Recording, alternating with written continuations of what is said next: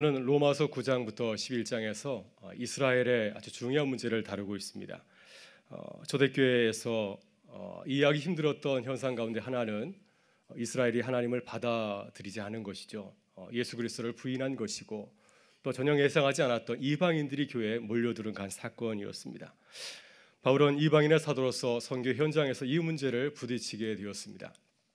바울 자신이 유대인이었고 또 한때는 그도 예수님을 거절하고 예수님을 거짓 메시아라고 핍박하고 교회를 박해했던 장본입니다. 그래서 이 문제는 다른 사람의 문제가 아니라 바로 자신의 문제이기도 하죠. 왜 유대인들이 예수님을 거절하였을까? 왜 복음을 받아들이지 않을까? 이것은 이스라엘의 문제이기도 하지만은 바로 자신의 지난 날의 모습이기도 하였습니다. 그래서 아마도 하나님께서는 이 문제에 대해서 깊이 고민하고 대답해 보라고 그에게 이 문제를 던져줬는지 모르겠습니다. 여러분, 로마서는 바울 사도의 마지막 서신이죠. 바울이 마지막으로 보낸 서신입니다. 로마 교회에 보낸 서신인데 바울에게 있어서 유언과도 같은 서신이라고 할 수 있습니다. 그는 이제 마지막으로 서신을 보내면서 어쩌면 마지막 자신의 선교 여행이 될지 모르는 로마 교회를 향해서 떠나면서 또 그곳에 있는 많은 유대인 그리스도인들을 바라보면서 이 평생의 과제인 이 문제를 던지고 있습니다. 왜 하나님께서 선택하신 이스라엘이 하나님의 아들 예수 그리스도를 거절하였을까? 이 문제를 다루고 있습니다.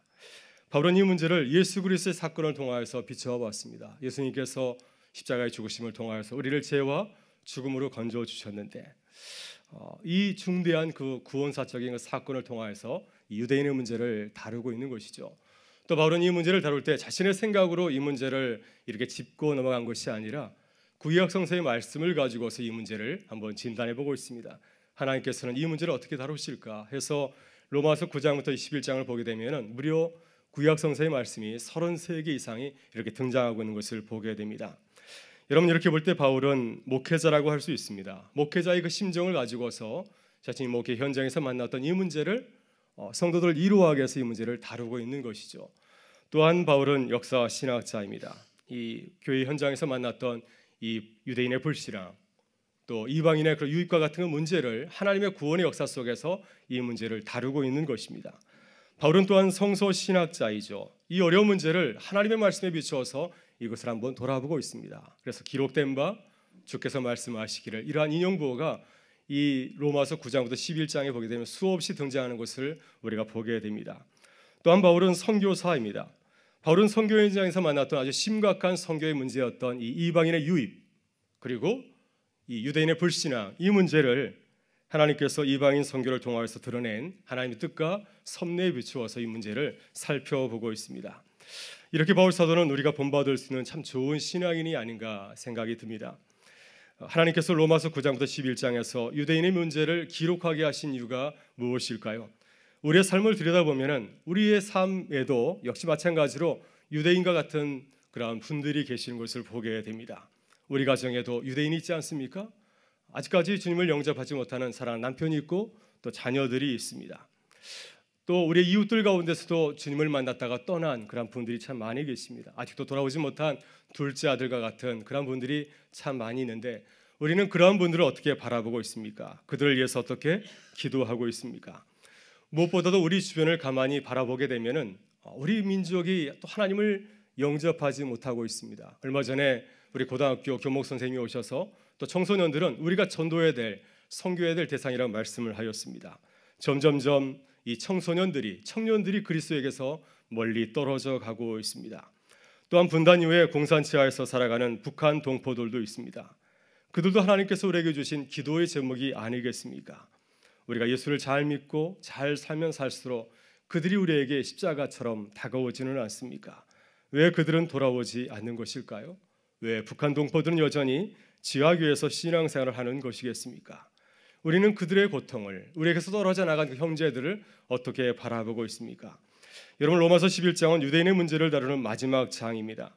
오늘 로마서 11장을 가만히 우리가 묵상하면서 사도 바울이 유대인 문제를 가지고서 어떻게 골말하는가를 한번 같이 생각해 보시고 또 우리도 그러한 마음을 가지고서 바울 사도의 그러한 심정을 가지고서 우리 주변을 한번 돌아볼 수 있기를 바랍니다. 그래서 우리에게 주신 하나님의 그 사명을 우리도 생각하고 또 그 사명을 감당할 수 있는 시간이 될 수 있기를 주의 이름으로 축원합니다.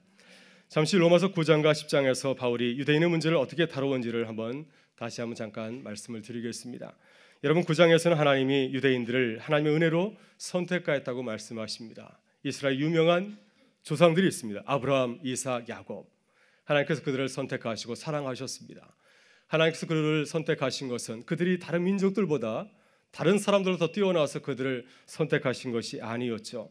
토기장이신 하나님의 주권적인 선택이고 은혜였습니다. 하나님께서 그들을 부르셨기 때문에 그들이 하나님의 선택된 민족이 되신 것이죠. 이것은 이방인을 선택하시고 사랑하신 것도 마찬가지입니다. 오늘 우리가 이 자리에서 하나님께 예배를 드리는 것도 우리가 거리에 있는 많은 사람들보다 더 뛰어나서 우리가 주님의 백성이 된 것이 아니라 주권자이신 하나님의 은혜와 사랑 때문에 우리가 여기 있는 것인 줄 믿습니다. 여러분, 10장에서는 이스라엘이 하나님의 구원에 이르지 못한 현실에 대해서 진단하고 있습니다. 하나님께서 이렇게 이스라엘 백성들을 선택하시고 사랑하셨는데 왜 그들이 하나님의 구원에 이르지 못하게 되었는가 하는 것입니다. 왜 그들이 예수 그리스도를 영접하지 못하였는가? 이 문제에 대해서 바울은 이렇게 진단하고 있습니다. 그것은 그들이 구원에 대한 잘못된 지식을 갖고 있었기 때문이라고 하는 것입니다. 하나님께서 막으신 것이 아니라 그들이 잘못된 지식을 갖고 있었기 때문에 그들이 떨어져 나간 것이라고 하는 거죠. 그들에게 일차적으로 잘못이 있다고 그런 진단하고 있습니다. 예수 그리스도를 믿는 믿음을 통하여서 우리를 구원하시려고 하는 하나님의 의를 깨닫지 못하고 자신의 행위를 통하여서 율법의 행위를 통하여서 하나님의 구원에 이르려고 하였기 때문에 그들은 하나님에게서 멀어져 가게 되었다고 하는 것입니다. 이제 바울은 로마서 11장에서 유대인을 향하신 하나님의 놀라운 구원 계획을 살펴보고 있습니다. 바울은 1절과 11절에서 두 개의 중요한 질문을 우리에게 던지고 있습니다. 이 질문 속을 가만히 살펴보게 되면은 하나님께서 이스라엘을 어떻게 생각하시는가, 하나님께서 그들에 대해서 어떠한 계획을 갖고 계시는가 하는 것을 우리가 엿볼 수가 있습니다. 1절에서 이렇게 질문을 하고 있습니다. 그러므로 내가 말하노니 하나님이 자기 백성을 버리셨느냐? 그럴 수 없느니라. 나도 이스라엘이니요 아브라함의 씨에서 난 자요 베냐민 지파라. 첫 번째 질문은 무엇입니까? 하나님께서 자기 백성을 버리셨느냐라고 하는 것이죠. 왜냐하면 실상 많은 사람들이 교회에서 떨어져 나가고 있습니다. 그래서 그런 것을 바라볼 때 하나님께서 이스라엘 버리신 것이 아닌가 이런 의심을 하게 되기 때문에 이런 질문을 던진 것이죠. 11절에서 다시 두 번째 질문을 하게 됩니다. 그러므로 내가 말하노니 그들이 넘어지기까지 실족하였느냐? 그럴 수 없느니라. 그들이 넘어짐으로 구원이 이방인에게 이르러 이스라엘로 시기나게 함이니라. 두 번째 질문은 무엇입니까? 그들이 넘어지기까지 실족하였느냐? 그들이 실족하여서 완전히 넘어졌느냐? 다시 돌아올 수 없는 그 루비콘 강을 건넜느냐? 이러한 질문입니다. 오늘들 이 두 개의 질문에 대한 바울의 대답을 살펴보면서 이스라엘을 향한 하나님의 구원 계획을 생각해 보고자 합니다. 또 나아가서 우리 주변에도 아직도 주님에게로 돌아오지 못한 많은 이웃과 가족과 또 민족이 있지 않습니까? 그들에 대해 하나님의 계획은 무엇인가 하는 것을 오늘 이 사도 바울의 이 증거를 통해서 말씀을 통해서 확인할 수 있기를 바랍니다.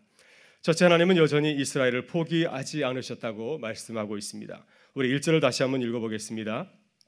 그러므로 내가 말하노니 나도 이스라엘이니요 아브라함의 씨에서 난 자요 베냐민 지파라.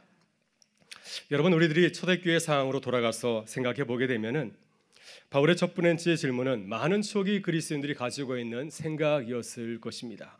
하나님이 자기 백성을 버리셨느냐? 유대인이건 또한 이방인이건 관계없이 많은 사람들이 교회로부터 떠나고 있습니다. 교회를 가만히 들여다보면은 누가 앉아 있냐면 이방인들이 앉아 있습니다. 이방인이 주류입니다. 이런 것을 바라볼 때 그들은 이렇게 생각할 수 있습니다. 하나님께서 유대인들을 버리신 모양이다. 하나님께서 이스라엘을 버리지 않고서 어떻게 이런 일이 벌어질 수 있는가? 하나님께서 그들을 닫으셨다. 그들에게 구원의 문을 닫으셨다. 이렇게 생각할 수 있지 않겠습니까? 그러나 바울 사도는 이러한 주장에 대해서 강력하게 반대하면서 이렇게 대답하고 있습니다. 그럴 수 없느니라. 헬라어로 메게네이토. 이것은 헬라의 문법을 따르면 희구법이라고 합니다. 강한 부정을 뜻하고 있습니다. 이것은 도저히 그럴 수 없다 하는 것을 나타날 때 가정법보다 더 높은 문법을 사용하여서 이렇게 표현하는 거죠. 메게네이토. 하나님께서 자기 백성을 버리셨느냐? 우리를 선택하시고 사랑하신 하나님께서는 그러한 일을 절대로 하실 수 없다고 하는 것입니다. 강한 부정을 뜻하는 것이 바로 이 그럴 수 없느니라 이 바울의 답변입니다. 그래서 바울은 이 답변을 통하여서 자신의 그 믿음을 우리에게 보여주고 있습니다. 하나님께서는 이스라엘 백성들을 결코 버리지 아니하셨다고 하는 것이죠. 로마서 9장 3절에서 바울은 이렇게 자신의 입장을 토로하고 있습니다. 나의 형제 곧 고륙의 칭책을 위하여 내 자신이 저주를 받아 그리스도에게서 끊어질지라도 원하는 바로다. 바울은 이렇게 전적으로 이스라엘 백성들을 사랑하고 있습니다. 내가 그리스도에서 끊어질지라도 이 백성을 구한다고 한다면 나는 더 이상 바랄 것이 없다고 하는 것입니다. 그러기에 바울은 하나님께서 자신께서 선택하신 그 백성을 버리지 않을 것이라고 굳게 믿고 고백하는 것이죠. 요즘 우리 젊은이들이 쓰는 말 가운데 참 무시무시한 말이 하나 있습니다. 바로 헬조선이라고 하는 말입니다. 말을 참 잘 써야 될 터인데 우리의 입이 참 때로 걸 때가 참 많이 있습니다. 이 말을 들을 때마다 여러분 마음은 어떠십니까? 저는 마음이 참 불편합니다. 얼마나 힘들면 이런 말을 쓸까? 헬조선, 지옥과 같은 거 아니겠습니까? 얼마나 취업이 안 되고 또 구직이 안 되면 자신이 원하는 대로 일이 펼치지 않으면 청년들이 또 이 나라의 많은 사람들이 이 나라를 향하여서 헬조선이라 하게 했습니까? 여러분 그렇다면 정말 이 나라가 헬조선이 되어야 되겠습니까? 우리는 이 말을 들을 때마다 이렇게 기도해야 될지 말씀을 믿습니다. 매 게네이터 그럴 수 없느니라. 하나님께서 이 민족을 지켜주셔서 헬조선이 아니라 천국과 같은 나라가 되게 해 주옵소서. 이러한 기도를 드려야 되지 않겠습니까? 바울이 지금 이러한 마음을 가지고서 매 게네이터 이렇게 기도하는 것이죠. 사도 바울은 하나님이 이스라엘을 버리셨다고 생각하는 자들에게 하나님이 여전히 그들을 포기하지 아니하시고 그들을 향하여서 놀라운 계획을 갖고 계심을 성경 말씀을 통해서 우리에게 증거하고 계십니다. 우리 2절부터 6절의 말씀을 같이 한번 읽어보겠습니다. 하나님이 그 미리 아신 자기 백성을 버리지 아니하셨나니 너희가 성경이 엘리야를 가리켜 말한 것을 알지 못하느냐. 그가 이스라엘을 하나님께 고발하되 주여 그들이 주의 선지자들을 죽였으며 주의 제단들을 헐어버렸고 나만 남았는데 내 목숨도 찾나이다 하니 그에게 하신 대답이 무엇이냐? 내가 나를 위하여 바알에게 무릎을 꿇지 아니한 사람 7,000명을 남겨두었다 하셨으니 그런즉 이와 같이 지금도 은혜로 택하심을 따라 남은 자가 있느니라. 만일 은혜로 된 것이면 행위로 말미암지 않음이니 그렇지 않으면 은혜가 은혜되지 못하느니라. 아멘. 사도 바울은 하나님께서 자기 백성을 버리지 아니하시다는 그 사실을 어디서 그 증거를 찾고 있습니까? 하나님은 이스라엘 향하여서 특별히 남은 자를 남겨두셨다고 하는 것입니다. 모두를 버린 것이 아니라 이들을 구하기 위해서 소수의 남은 자를 남겨두셨다고 하는 것이죠. 바울은 이스라엘 역사 가운데서 모든 이스라엘이 하나님을 버리고 우상을 섬겼던 까먹기 시절을 돌아보고 있습니다. 바로 그 시절은 아방이 다스리던 그 시절이었습니다. 그때는 정말 암흑기였습니다. 모든 사람들이 바알과 아세라 신을 섬기고 있지 않았습니까? 그래서 이 엘리야 선지자가 850명의 바알과 아세라를 섬기는 선자들과 영적을 대결을 벌이게 되었습니다. 그들과의 싸움에 승리하였을 때 이세벨이 엘리야를 향하여서 내가 저를 죽이겠다 이렇게 윽박질렀을 때 갑자기 엘리야가 모든 길을 잃어버리고 무서움에 떨면서 하나님께 이렇게 고백하게 되었습니다. 말랴가 자신의 그 신세를 한탄하면서 하나님을 향하여서 볼멘 소리를 들어놓지 않습니까? 3절에 보면 이렇습니다. 주여 그들이 주의 선자들을 죽였으며 주의 제단들도 헐어버렸고 나만 남았는데 내 목숨도 찾나이다. 그때 하나님께서 엘리야 선지자에게 하신 말씀이 무엇이었습니까? 내가 나를 위하여서 바알에게 무릎을 꿇지 아니한 사람 7,000명을 남겨 두었느니라. 엘리야가 생각하기에 하나님이 우상에 빠진 이스라엘 버리셨다고 이렇게 생각을 하였습니다. 그래서 엘리야는 세상에 나만 남았구나, 하나님을 섬기는 자가 나만 남아있구나 이렇게 고백하였는데 하나님께서는 그에게 뭐라고 대답하셨습니까? 그렇지 않다고 하는 것이죠. 이 땅 가운데 이스라엘을 세우기 위해서 너 말고 7,000명의 신실한 자들을 남겨두셨다고 하는 것입니다. 우상에 빠진 이스라엘을 구하시려고 7,000명의 신실하신 하나님의 사람들을 남겨두셨다고 주님께서 말씀하였습니다. 여러분의 사도 바울은 엘리야와 7,000명의 남은 자들에 대해서 이야기를 하셨을까요? 하나님께서 온 이스라엘 백성들이 우상에 빠졌을 때 7,000명의 신실한 자들을 남겨두신 것처럼 지금 바울 시대에도 불순장하고 불신앙의 이스라엘을 구하기 위해서 남은 자들을 남겨두셨다고 하는 것입니다. 1절에서 바울은 이렇게 증거하고 있습니다. 나도 이스라엘인이요 아브라함의 씨에서 난 자요 베냐민 지파라. 지금 바울 시대에 하나님께서 이스라엘에서 누군가를 남겨주셨다는 증거가 무엇입니까? 바로 바울 사도 자신이 아니겠습니까? 또 바울과 함께 신앙생활하고 있는 많은 이 유대인 그리스도인들이 아니겠습니까?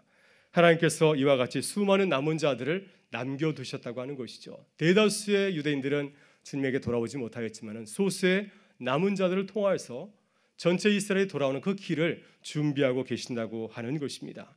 하나님은 지금 그 남은 자들을 통하여서 이스라엘을 구원하는 역사를 이루어 가신다고 말씀하고 계십니다. 하나님께서 남긴 자들을 남겨두신 것은 이스라엘 행위 때문에 그리하신 것이 아니라 하나님의 은혜 가운데서 그리하신 것이죠. 이스라엘을 구하시려고 특별히 남은 자들을 남겨두셨다고 하는 것입니다. 오늘 우리 시대도 하나님께서 주님을 위하여서 남은 자들을 남겨두신 줄 믿습니다. 우리가 우리 주변을 바라보면서 사도 바울처럼 탄식할 수 있습니다. 하나님께서 자기 백성을 버리셨습니까? 하나님께서 이미 나라와 민족을 버리셨습니까? 우리가 엘리야 시대처럼 이 땅의 불의와 부패를 바라보면서 이렇게 탄식할 수 있습니다. 우리 주변을 바라보면서도 많은 사람들이 주께로 돌아오지 않는 것을 바라보면서 우리가 탄식할 수 있습니다. 그러나 오늘 주님께서는 우리에게 말씀하십니다. 하나님께서 하나님 자신을 위해서 남은 자를 남겨두셨다고 하는 것입니다. 주님은 오늘 이 남은 자를 통해서 우리에게 말씀하십니다. 바로 우리들이 남은 자들 가운데 한 사람이 되기를 우리에게 원하신 줄 믿습니다. 우리들 이 어두운 시대에 남은 자의 사명을 다하는 하나님의 교회가 될 수 있기를 주의 이름으로 축원합니다. 둘째, 하나님은 남은 자를 제외하고 나머지 이스라엘을 완고하게 하셨다고 말씀하고 있습니다. 이것이 하나님께서 자기 백성을 버리셨는가라고 하는 질문에 대한 바로 두 번째 대답이라 할 수 있습니다. 우리 본문 7절부터 10절의 말씀을 같이 한번 읽어보겠습니다. 같이 읽겠습니다. 그런즉 어떠하냐 이스라엘이 구하는 그것을 얻지 못하고 오직 택하심을 입은 자가 얻었고 그 남은 자들은 우둔하여 졌느니라. 기록된 바 하나님이 오늘까지 그들에게 혼미한 심령과 보지 못할 눈과 듣지 못할 귀를 주셨다 함과 같으니라. 또 다시 이르되 그들의 밥상이 올무와 덫과 거치는 것과 보응이 되게 하시옵고 그들의 눈은 흐려 보지 못하고 그들의 등은 항상 굽게 하옵소서 하였느니라. 아멘. 여러분, 로마서 11장은 아마도 성경에서 이해하기 힘든 말씀 가운데 하나가 아닐까 생각이 듭니다. 이스라엘이 왜 돌아오지 않았는가? 하나님께서 그들을 막으셨는가? 하나님께서 그들을 버리셨는가? 이런 질문이 나올 정도로 이스라엘의 구원 문제는 참 어려운 문제 중에 하나입니다. 근데 바울은 첫 번째 질문이 무엇이었습니까? 하나님께서 우리 가운데 남은 자들을 두셨다고 하는 거죠. 그들을 통하여서 이스라엘을 다시 구원하시겠다고 말씀을 하십니다. 그러나 하나님은 나머지 이스라엘은 애굽의 바로왕들처럼 완고하게 만드셨다고 말씀하고 있습니다. 8절에서 사도 바울은 신명기와 또한 이사야의 말씀을 가지고서 이렇게 설명합니다. 기록된 바 하나님이 오늘까지 그들에게 혼미한 심령과 보지 못할 눈과 듣지 못할 귀를 주셨다 함과 같으니라. 또한 9절에서 시편에 기록된 다윗의 시를 가지고서 이스라엘의 완고한 모습을 이렇게 또한 설명하고 있습니다. 그들의 밥상이 올무와 덫과 거칠은 것과 보응이 되게 하시옵고 그들의 눈은 흐려 보지 못하고 그들의 등은 항상 굳게 하옵소서 하였느니라. 여러분, 왜 이렇게 나머지 이스라엘 백성들은 완고해졌습니까? 바울과 소수의 이방 유대인 그리스도인들은 예수님을 잘 믿고 또 그들의 복음을 전하기 위해서 열심히 사역하는 사도들이 되었는데 왜 나머지 이 유대인들은 완고하여졌습니까? 그것은 하나님께서 그들의 마음을 완고하게 하셔서 그들의 눈을 멀게 하셔서 그들의 복음을 듣고 보지 못하게 하셨다고 하는 것이죠. 이것이 전혀 하나님과는 무관한 일이 아니라 하나님께서 그들의 불신앙을 보시면서 그들을 그렇게 만드셨다고 하는 것입니다. 여러분, 이 말씀을 가만히 잘못 이해하게 되면은 하나님께서 일부러 처음부터 그들을 막으신 것처럼 생각할 수가 있습니다. 그들이 그리 된 것은 그들의 책임이 아니라 전적으로 하나님의 책임인 것처럼 우리가 생각할 수가 있습니다. 그러나 이스라엘이 하나님의 구원에 이르지 못한 것은 먼저 그들에게 책임이 있는 것을 우리가 성경을 통해서 또 복음서의 말씀을 통해서 우리가 확인해 볼 수가 있습니다. 하나님께서는 쉬지 않냐고 그들에게 은혜를 계속해서 베푸셨지만은 그들이 겸손하게 주님 앞에 나오지 않았기 때문이었습니다. 그들이 자기의 의를 주장하고 또 자기의 행위를 자랑하다가 그만 영적인 우둔함에 빠지게 된 것이었습니다. 자신을 내세우다 보니까 그만 완고함의 그러한 올무에 걸리게 된 것이었습니다. 여러분, 성경에서 대표적으로 완고한 사람이 누구일까요? 바로 그것은 애굽왕 바로가 아닐까 생각이 듭니다. 하나님께서 모세를 통하여서 그에게 하나님의 구원 계획을 알리셨습니다. 나는 이 백성을 이곳으로부터 구하기를 원한다면서 그에게 알렸습니다. 바로가 거부하자 하나님은 그의 마음을 돌이키려고 10가지 재앙을 먼저 예언하게 됩니다. 내가 만약에 이 제안을 받아들이지 아니하면 이 땅 가운데 무시무시한 10가지 재앙을 내리시겠다고 하는 것입니다. 여러분, 처음부터 하나님께서 10가지 재앙을 단번에 내리신 것이 아니었습니다. 1번부터 10번까지 한꺼번에 다 내린 것이 아니라 순차적으로 하나하나씩 내리셨습니다. 하나님께서 계속해서 바로에게 기회를 주셨죠. 그러나 바로가 하나님의 은혜를 거절하고 자신의 능력을 과시하려고 마음문을 닫아버렸습니다. 하나님의 능력을 경험하고 겸손하게 자신을 낮춘 것이 아니라 끝까지 교만하게 자신의 의를 꺾지 않았습니다. 그 결과 그는 하나님 앞에서 완고한 자로 버림을 받게 된 것이었습니다. 여러분, 사도 바울 당시에 이스라엘이 바로처럼 마음을 닫고 또한 자신의 의를 자랑하였기 때문에 하나님의 은혜에 이르지 못하게 된 것이었습니다. 여러분, 하나님께서는 이스라엘에 계속해서 선지자들을 보내주셨고 급기야는 하나님의 아들 예수 그리스도까지 그들에게 보내주셨습니다. 예수님께서 죽으시고 부활하신 후에는 교회와 사도들 통하여서 계속해서 그들에게 복음을 전해주었습니다. 그러나 마음을 닫고 복음을 받아기를 끝까지 거절하였죠. 그래서 예수님께서는 그들의 모습을 비유를 통해서 알려주었습니다. 큰 잔치의 비유를 통해서 알려주지 않습니까?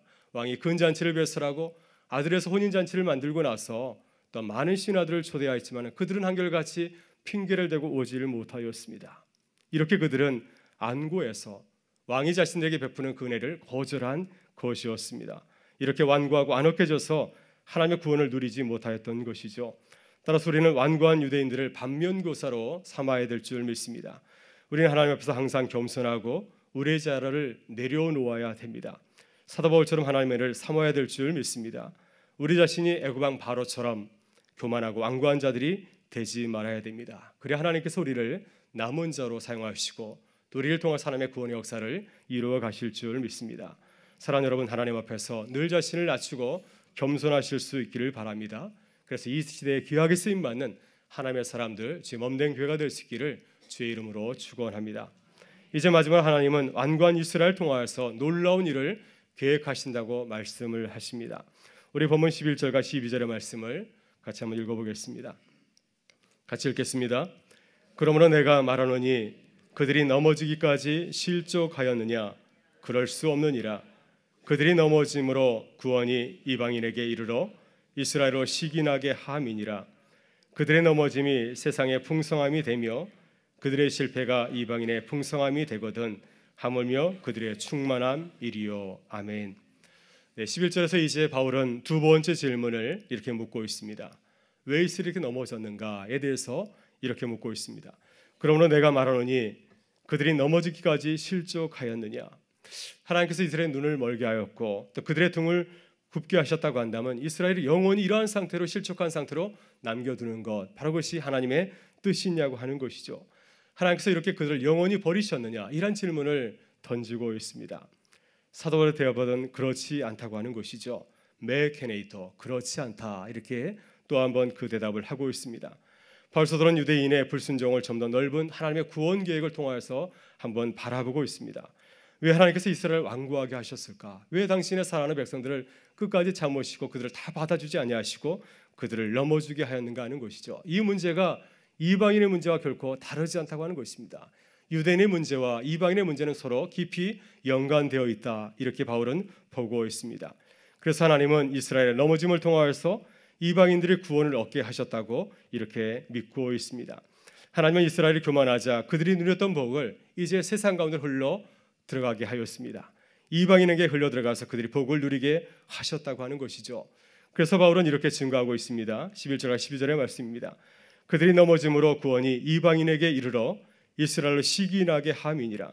그들의 넘어짐이 세상의 풍성함이 되며 그들의 실패가 이방인의 풍성함이 되거든 하물며 그들의 충만함이리요. 여러분, 바울은 유대인입니다. 누구보다도 자신의 동족을 사랑하는 유대인 중에 유대인이죠. 지금 유대인은 완고해서 하나님에게서 버림받은 것처럼 되고 말았습니다. 반면에 이방인들은 점점점 잘 되고 있습니다. 많은 수들이 교회 안에 들어오고 있고 많은 이방인들이 주님을 영접하고 하나님의 백성으로 이렇게 거듭나서 풍성한 복을 누리는 가운데 있습니다. 그렇다면 바울이 그들을 바라보면서 어떠할까요? 이방인들이 잘 되면 어떠하겠습니까? 얼마나 속이 상하겠습니까? 그러나 바울은 하나님께서 이방인들을 구원하시려고 유대인들을 넘어지게 했다고 말씀을 하고 있습니다. 하나님께서 유대인들이 시기나게 하시려고 이방인들을 잘 되게 하셨다고 하는 것입니다. 이방인들이 잘됨을 통해서 다시 유대인들을 구원하시려고 하나님께서 이 유대인들을 넘어지게 하셨다고 그는 말씀하고 있습니다. 그래서 궁극적으로는 이스라엘이 다시금 주의 품으로 돌아오게 되겠다고 하는 것이죠. 지금은 유대인들이 넘어지지만은 시간이 지나면 그들이 이방인들이 잘 되는 것을 바라보면서 시기가 나서 다시 마음을 돌이켜서 주께로 돌아오게 될 것이라고 그는 믿고 있습니다. 따라서 우리도 바울처럼 신실하신 하나님에 대한 믿음을 가질 수 있기를 바랍니다. 우리 가운데 유대인들처럼 여전히 불순종하는 자들이 참 많이 있습니다. 그러나 하나님께서는 당신께서 선택하신 그 모든 분들을 우리의 가족과 이웃과 이 나라 민족을 끝까지 포기하지 아니하시고 구원하실 줄 믿습니다. 하나님의 구원을 기대하면서 기대하는 우리 모두가 되실 수 있기를 바랍니다. 그래서 우리 교회를 통해서 이 아름다운 구원의 계획들이 이뤄감을 바라보며 기뻐하는 우리 모두가 될 수 있기를 간절히 바랍니다. 오늘 밤 우리들이 주님 앞으로 기도하며 나아가게 되었습니다. 사도 바울과 같이 이 나라 민족을 위해서 기도할 수 있기를 바라고요. 또 주님에게서 떨어져 나간 많은 이웃들, 가족들을 위하여서 또 이 민족을 위해서 기도할 수 있는 시간이 되기를 바랍니다. 하나님께서 우리를 통해서 이루실 구원의 계획을 바라보면서 바울과 같이 기도하는 밤 될 수 있기를 주의 이름으로 축원합니다. 함께 기도하시겠습니다. 아버지 하나님, 대림절을 맞이하여서 우리를